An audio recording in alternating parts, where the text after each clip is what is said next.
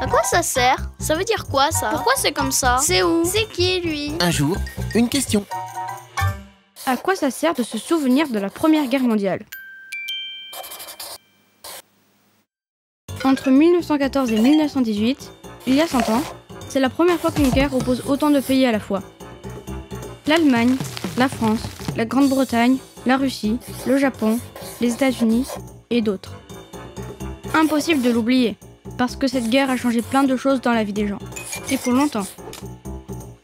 Comme les hommes étaient au combat, il a fallu les remplacer dans leur métier.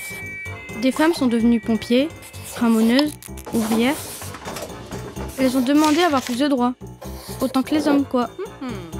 De grandes inventions sont aussi nées pendant la guerre, comme celle de la scientifique Marie Curie. Pour ne pas déplacer les blessés, elle a créé des camionnettes avec du matériel de radiographie pour voir les os cassés. Malgré ça, en France, plus d'1 million de soldats, qu'on appelait les poilus, et des centaines de milliers de civils sont morts. D'autres ont été blessés. Les soldats défigurés avaient même un nom, les gueules cassées. Des enfants comme toi et moi ont dû arrêter l'école pour travailler dur, dans les champs ou à l'usine. Se souvenir de cette guerre, c'est se rappeler les gens qui ont souffert ou qui sont morts pour nous. Et ça permet de mieux comprendre certaines décisions. La construction de l'Union européenne par exemple, pour que les pays s'entendent. Parce qu'il faut tout faire pour protéger la paix. Tu te poses des questions? Nous, on y répond.